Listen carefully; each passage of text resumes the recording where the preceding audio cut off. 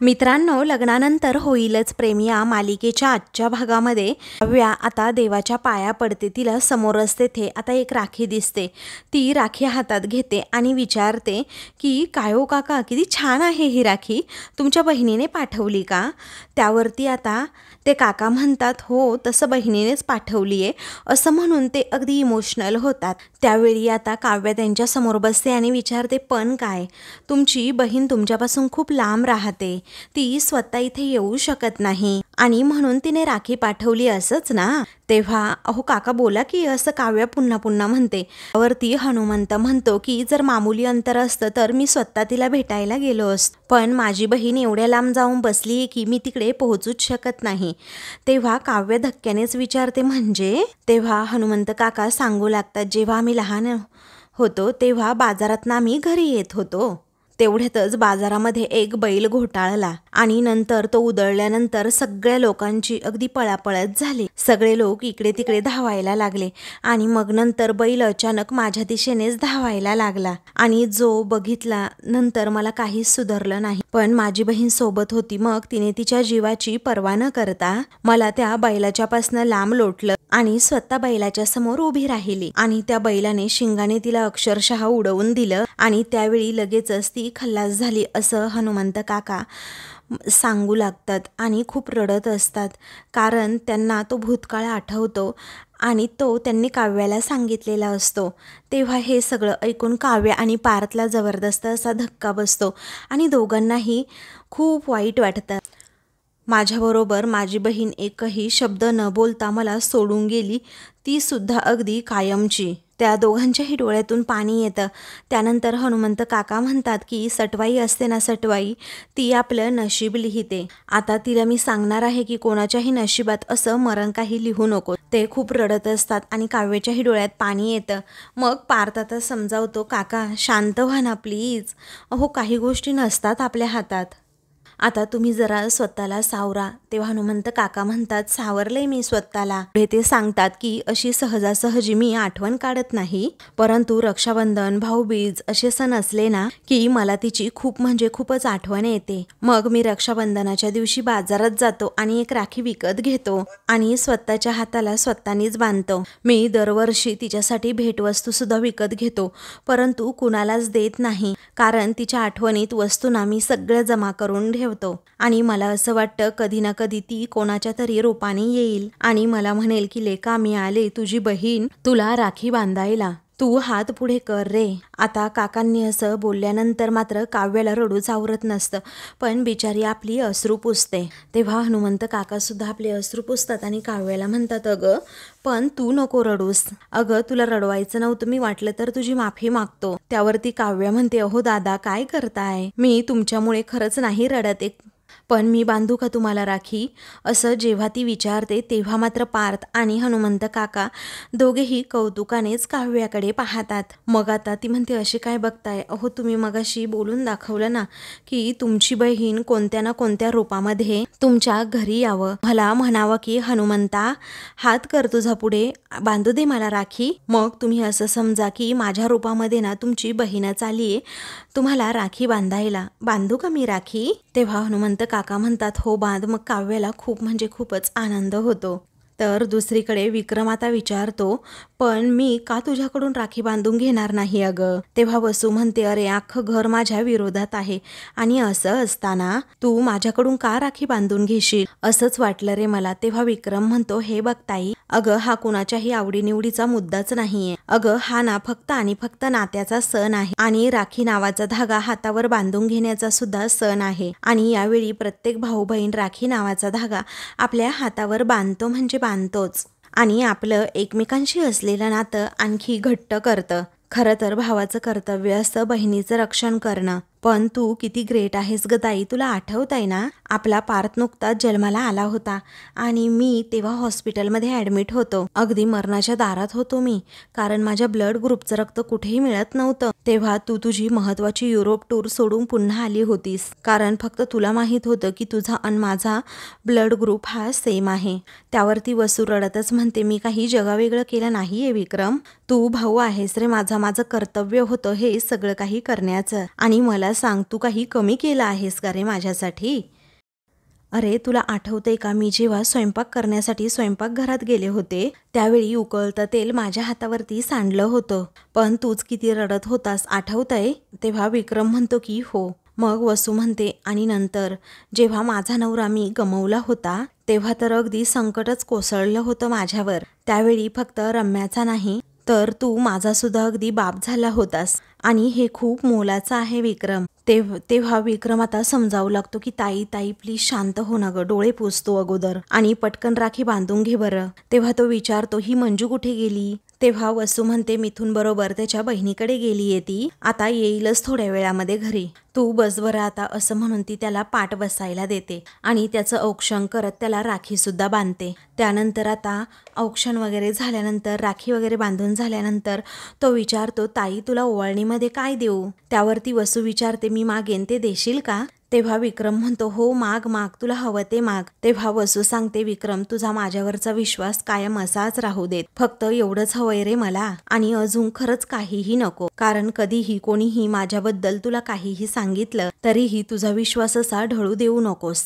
तू देशील काही ओवाळणी असं ती विचारते. मग आता विक्रम म्हणतो की ताई तुझ्या या अशा बोलण्याने माझा तुझ्यावरचा विश्वास हा आणखीच ठाम झालाय, तू खरंच काहीही चुकीचं वागलेली नसणार. अगं नंदिनीला किडनॅप करण्यासारखं घाणेरडं कृत्य तर तू करूच शकत नाहीस, म्हणजेच तू इतक्या खालच्या थराला तरी कधी जाऊ शकत नाही असं विक्रम जेव्हा म्हणतो ना तेव्हा मात्र वसू धक्क्यानेच त्याच्याकडे पाहते. मग आता तो म्हणतो तू काही काळजी करू नकोस, हा तुझा भाऊ कायमच तुझ्यासोबत असेल. मग त्यानंतर विक्रम हा तेथून जातो. तेव्हा वसू मनातच म्हणते चला आता विक्रमला राखी बांधून बहीण भावाच्या नात्याची नव्याने उजळणी सुद्धा केली. आता हीच राखी त्याला कायम अशी आठवण करून देत राहील. काहीही झालं आणि नंदिनीने माझ्या विरुद्ध कितीही खरे पुरावे आणले तर त्याला माझीच बाजू घ्यायची आहे. तर इकडे काव्या आता लगेचच औक्षण करण्यासाठी आट घेते आणि मग पार्थ म्हणतो थांबा जरा मी तुमचे फोटोज काढतो. काव्या आता हनुमंताचं औक्षण करते आणि राखी बांधणार असते. तेव्हा पार्थ छान छान असे दोघांचे फोटो काढतो. औक्षण केल्यानंतर ओवाळणी म्हणून हनुमंता 50 रुपये आता तिच्या ताटात ठेवतो. तेव्हा काव्या विचारते कशाला अहो काका, या गरीब भावाकडून ही छोटीशी ओवाळणी असं आता काका म्हणतात. तर काव्या आता त्यांच्याकडे पाहतच राहते आणि मग नंतर त्यांना राखी बांधते. तर आता खूप वर्षानंतर आपल्या बहिणीने आपल्याला राखी बांधली याचा आनंद हनुमंताच्या चेहऱ्यावर झळकत असतो. तेव्हा आता काव्या त्यांचा आशीर्वाद सुद्धा घेते आणि म्हणते चांगला आशीर्वाद द्या. तेव्हा आता पार्थ म्हणतो हे पहा हनुमंतराव, तुमचं नशीब चांगलं आहे म्हणून तुमची ही बहीण तुम्हाला अगदी घरीच राखी बांधायला आली. तेव्हा आता ते विचारतात हे ह्या वर्षीचं झालं पण पुढच्या वर्षीचं काय? तेव्हा मेहुणा म्हणून मी तुम्हाला एक शब्द देतो की तुम्हाला राखी बांधायला तुमच्या या बहिणीला मी दरवर्षी इथे घेऊन येईन, असा हनुमंताला शब्द देत पार्थ काव्याकडे पाहतो. तर काव्यासुद्धा धक्क्यानेच पार्थकडे पाहते आणि खूपच खुश होते. मग असा शब्द पार्थने दिल्यानंतर हनुमंतालाही खूप म्हणजे खूपच आनंद होतो. तर दुसरीकडे विक्रम हा तिथे बसलेला असतो. तेव्हा मानिनी आता त्याच्याजवळ जात त्याला गुड मॉर्निंग असं म्हणत कॉफी देते. तेव्हा तोही शांत असतो आणि तीही शांत असते. तेव्हा मानिनी विचारते काय हो, एरवी माणसांना एका नजरेतच ओळखता हो तुम्ही, मग नंदिनी खोटं बोलतीये असं अजूनही तुम्हाला वाटतंय का? तेव्हा विक्रम सांगतो आरोप ना खरंच खूप मोठा आहे, त्यामुळे आता सध्या मी काही सांगू शकतच नाही. मग आता मानिनी म्हणते आरोप मोठा आहे तर तो सिद्ध होईपर्यंत वसुताईंवर सुद्धा विश्वास ठेवू नका ना, कारण वसुताईंना सुद्धा मी अनेक वर्ष ओळखतीये, पण काल जे काही सगळं घडलंय त्यानंतर मी जरा विचारातच पडले. त्यावरती विक्रम ठामपणे मानिनीला सांगत असतो की माझी बहीण ना हे असलं काही करणार नाही मानिनी. मग मानिनी सुद्धा अगदी स्पष्टपणे आपलं मत विक्रम समोर मांडते आणि म्हणते हेच मला माझ्या सुनेबद्दल सुद्धा वाटतंय विक्रम. मग आता आपापल्या परीने ते आता वसूची आणि नंदिनीची बाजू घेत असतात. आता ते दोघेच एकमेकांकडे पाहत राहतात. विक्रमलाही कुठे ना कुठे वाटत असतं की नंदिनी खरी आहे, परंतु वसूवर अन्याय कसा करायचा, एवढ्या वर्षांचा तिच्यावरचा श्वास हा कसा ढासळायचा याचीच त्याला भीती वाटत असते. मग आता मानिनी म्हणते तिच्याकडे 24 तास आहेत म्हटल्यानंतर मला पूर्णपणे खात्री आहे की ती नक्कीच पुरावा घेऊन येईल. तेव्हा विक्रम आता पटकन म्हणून जातो की त्यातले 12 तास ऑलरेडी संपून गेले आहेत मानिनी. आणि आता फक्त ना 12 तास उरलेत असं म्हणून तो सुद्धा नंदिनीवर जरा अविश्वासच दाखवतो. मग मानिनी सांगते 12 तासानंतर काय होणार याचा विचार तुम्ही आत्ताच करू नका. तेव्हा 12 तासानंतर काहीही होऊ दे, पण एका नात्याची परीक्षा असणार आहे, एका नात्याचा पाया ढासळणारच आहे असं विक्रम म्हणतो. तेव्हा मानिनी म्हणते, अहो 12 तास कशाला हवेत, परीक्षा आत्तासुद्धा सुरूच आहे ना, परंतु ती नंदिनीची सुरू आहे, कारण काहीही झालं तरी नंदिनीला पुरावा आणावाच लागणार आहे असं मानिनी म्हणते. आणि नंदिनीची सारखी सारखी बाजू घेत असल्यामुळे लगेचच विक्रम तो विषय टाळतो आणि विचारतो, काय ग पार्थ आणि काव्याचा काही कॉल आला होता का, ते निघालेत का तिकडनं? त्यावेळी मानिनी म्हणते, हो सकाळी फोन झाला आणि पार्थ म्हणालाय की ते निघाले आहेत म्हणून. आता हे सगळं त्या दोघांना कळाल्यानंतर ते कसे रिॲक्ट होणार आहेत ना काय माहीत. मग आता त्या दोघांनाही जरा टेन्शनच आलेलं असतं. मानिनीला खरं तर नंदिनीबद्दल खूपच वाईट वाटत असतं. काहीही झालं तरी तिलाच पुरावा शोधावा लागणार असतो. त्यानंतर आता रम्या तेथे येते. मग आता रम्या विचारते, मामा तू टेन्शनमध्ये असशील हे मला माहीत होतं, पण तुझं एक अडलेलं ऑफिसचं काम मी केलंय आणि मेलसुद्धा केलाय, आता तेवढं तू चेक करशील. तेव्हा विक्रम म्हणतो, थँक्यू सो मच. तेवढ्यातच तेथे आता नंदिनी येते आणि दोघांनाही काही खाण्यासाठी आणते. म्हणते की आई बाबा कालपासून तुम्ही काही खाल्लेलं सुद्धा नाही आहे, तेवढं खाऊन घेता का प्लीज. तेव्हा विक्रम आपली नजर लगेचच तिकडे करतो आणि नंदिनीकडे दुर्लक्ष करतो. मानिनीला पुन्हा एकदा वाईट वाटतं. मग रम्या हसते आणि म्हणते, अरे वा, घोळ लावण्याचं काम सुरू आहे वाटतं. तेव्हा नंदिनी म्हणते, म्हणजे जे काही बोलायचं असेल ना ते जरा स्पष्टपणेच बोल. त्यावरती रम्या म्हणते, घरातले सगळेच जण तुझ्या बाजूने आहेत नंदिनी. अगं फक्त मामा नाहीये, त्यामुळे गोड बोलून बोलून त्याला सुद्धा तू स्वतःच्या बाजूने करून घेण्याचा प्रयत्न करतेयस का, असा आरोप जेव्हा ती नंदिनीवर करते तेव्हा नंदिनीला मात्र खूप राग येतो आणि ती रागातच म्हणते, हे बघ रम्या, मला असं काही करण्याची ना खरंच काही गरज वाटत नाही आणि मी असं कधी करणार सुद्धा नाही. अगं माझ्या माणसांची मला काळजी वाटते ना, म्हणूनच मी हे सगळं काही करते. मग रम्या हसते आणि म्हणते, अगो एवढीच काळजी होती तर त्यांना दुखवण्यासाठी माझ्या आईवर नको नको ते खोटे आरोप तू का केलेस. आणि आता ना फक्त शेवटचे 12 तास उरले आहेत तुझ्याकडे, आणि जर या 12 तासामध्ये तू पुरावे दाखल केले नाहीत तर तुला काय करायचंय हे ना तू जरा नीट लक्षात ठेव नंदिनी, अशी धमकी जणू आता रम्या ही नंदिनीला देते. तेव्हा मात्र मानिनी आणि नंदिनीला रम्याचा खूप राग येतो, पण या क्षणी त्या दोघीही काही बोलत नाहीत. मग आता त्यानंतर ती तेथून निघालेलीच असते. तेवढ्यातच आता मानिनी म्हणते, ए रम्या जरा थांब बरं तू.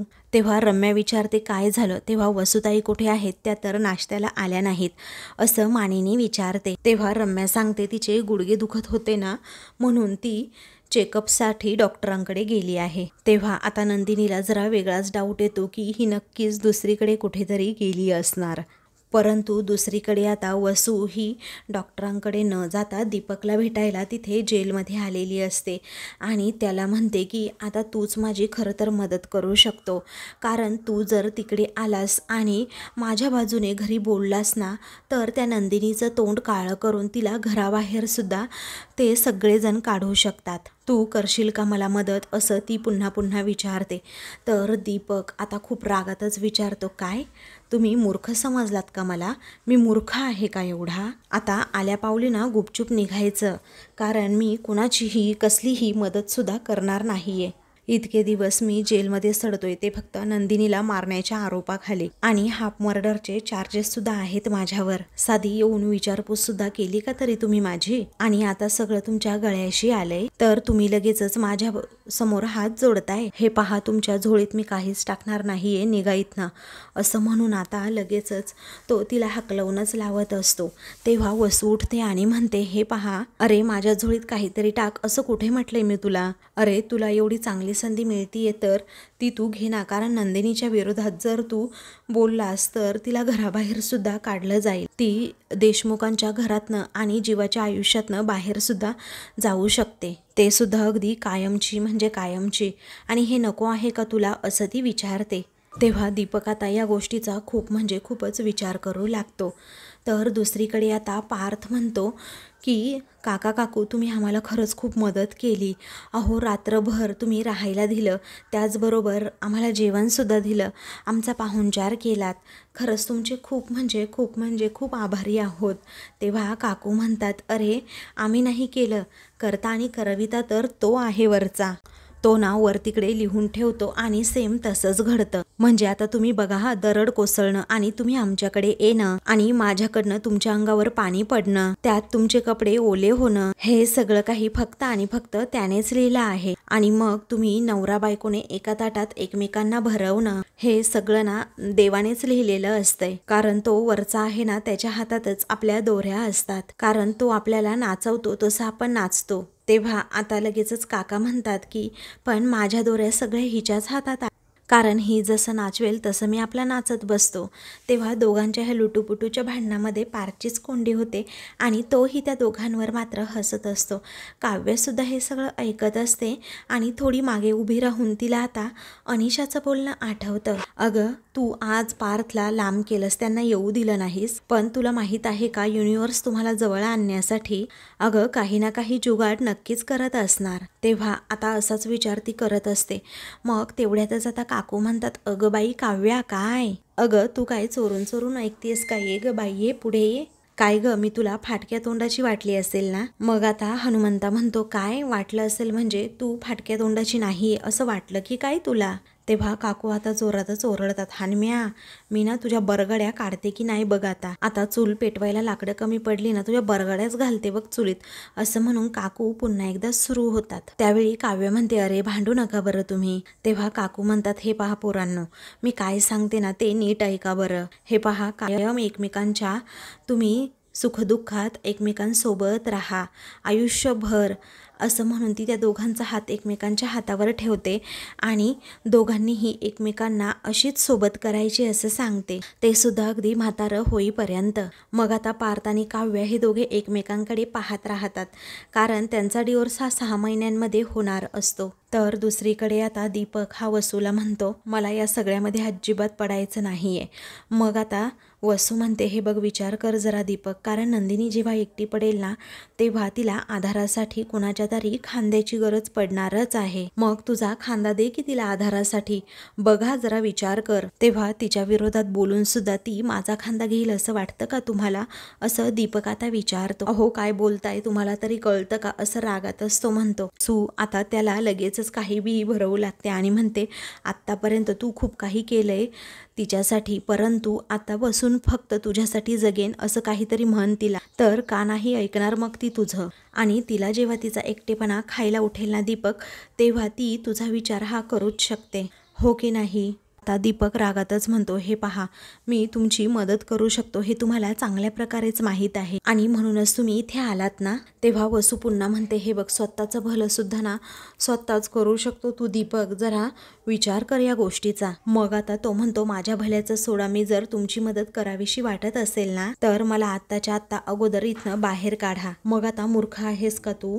मी कशी सोडवणार तुला, कारण तुझ्यावर हाफ मर्डरचे चार्जेस आहे, मी कशी सोडवू सांग बरं, असं रागातच ती विचारते.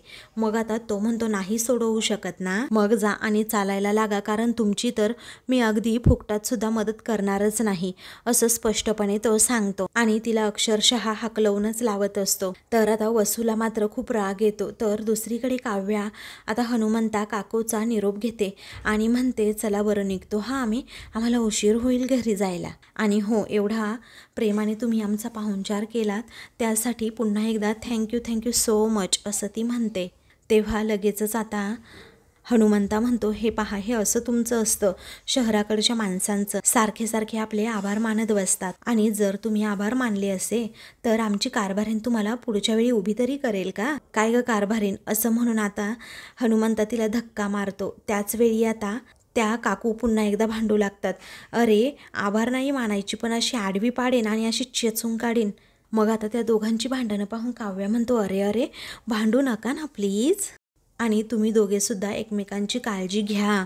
तेव्हा ऐकलंस का असं हनुमंता काकीला म्हणतो. काव्या म्हणते अहो त्या नाही तर तुम्हाला म्हणतेय मी, नाही तर पत्ते कुटायला तुम्ही बाहेर जाल, नाही तर लाटण्यानेच कुटण्यात येईल तुम्हाला, असं काव्या गमतीनेच म्हणते. तर काकू म्हणतात पायाखाली धरून असा चिरडीन ना तुला. मग आता त्या दोघांना शांत राहायला काव्य सांगत असते.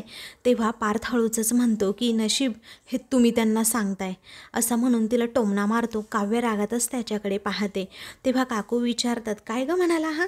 काव्य म्हणते काही नाही हो, यांना अशीच मध्ये बडबडायची सवय आहे जरा. मग त्यानंतर आता काव्य म्हणते चला बरं निघतो हा आम्ही. ती त्यांचा निरोप घेऊ लागते. तेव्हा आता लगेचच काकू म्हणतात असंच नाही जायचं हां, तू सवासीन आहे ना, हळदी कुंकू घेतल्याशिवाय अजिबात जायचं नाही.